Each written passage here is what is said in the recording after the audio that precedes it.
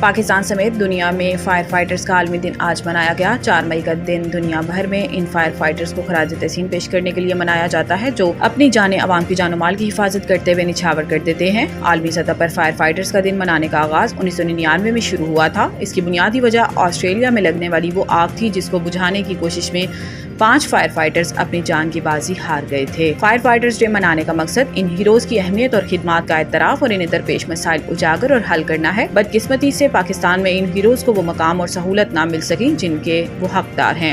اس دن کی مناسبت سے ملک بھر میں مختلف اداروں کے زیر اہتمام پروگرامز، کانفرنسز اور سیمینارز کا انعقاد بھی کیا گیا۔ پاکستان نے بھارتی پرچم بردار بحری جہازوں کا پاکستانی بندرگاہوں پر داخلہ بند کر دیا۔ وزارت بحری امور کے مطابق بھارتی پرچم بردار بحری جہازوں کا پاکستانی بندرگاہوں پر داخلہ فوری طور پر بند کر دیا گیا ہے۔ وزارت بحری امور کے مطابق کوئی پاکستانی پرچم بردار بحری جہاز بھی بھارتی بندرگاہوں پر لنگر انداز نہیں ہو سکتا۔ وزارت بحری امور نے فیصلے کا باضابطہ حکم نامہ جاری کر دیا۔ واضح رہے کہ اس سے قبل بھارت نے پاکستان سے براہ راست اور بالواسطہ ہر سطح کی درآمدات پر پابندی لگانے کا اعلان کیا تھا۔ یہ بھی فیصلہ کیا تھا کہ بھارت پاکستان کی جانب سے کوئی خط اور پارسل بھی وصول نہیں کرے گا اور پاکستانی جھنڈے کا حامل کوئی جہاز کسی بھارتی بندرگاہ پر لنگر انداز نہیں ہوگا۔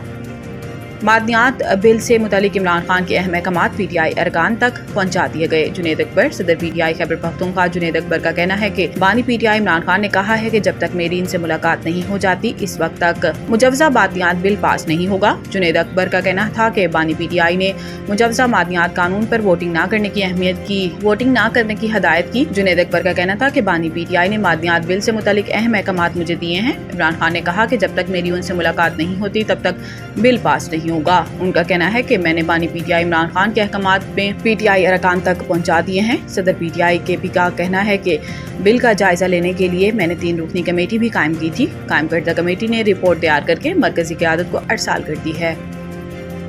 گوادر پورٹ اتھارٹی کی جانب سے حکومت بلوچستان کو کہا گیا ہے کہ گوادر پورٹ سے حاصل آمدنی میں بلوچستان کا کوئی حصہ نہیں۔ گوادر پورٹ اتھارٹی کے مراسلے میں کہا گیا ہے کہ گوادر پورٹ کا آپریشنل انتظام چین کی کمپنی کے پاس ہے۔ مراسلے کے متن کے مطابق بندرگاہ کے 2 آپریٹنگ ادارے گوادر پورٹ اتھارٹی کو 9% آمدنی دے رہے ہیں۔ ایک ادارہ اپنی آمدنی کا 15% گوادر پورٹ اتھارٹی کو دے رہا ہے۔ وزیر اعلیٰ بلوچستان میر سرفراز بگٹی نے معاملہ وفاقی حکومت کے سامنے اٹھانے کی یقین دہانی بھی کرا دی ہے۔ پاکستان کی کامیاب ترین خاتون کوہ پیما نائلہ کیانی نے اگلی چوٹی سر کرنے کی پیش قدمی شروع کر دی۔ نائلہ کیانی کی نظریں دنیا کی تیسری بلند ترین چوٹی کینچن جونگا سر کرنے میں مرکوز ہیں۔ نیپال میں واقع کینچن جونگا کی بلندی 8586 میٹر ہے۔ نائلہ کیانی کینچن جونگا کے بیس کیمپ کی جانب روانہ ہو گئی ہیں۔ پاکستان کی ٹاپ خاتون کوہ پیما 7 دن کی ٹریکنگ کے بعد کینچن جونگا کے بیس کیمپ پر پہنچیں گی۔ نائلہ کیانی اس ماہ کے آخر میں چوٹی سر کرنے کے لیے پرعزم ہے۔ کینچن جونگا نائلہ کیانی کی 8000 میٹر سے بلند 12ویں چوٹی ہوگی۔ نائلہ کیانی 8000 میٹر سے بلند 11 چوٹیاں سر کرنے والی واحد پاکستانی خاتون کوہ پیما ہیں۔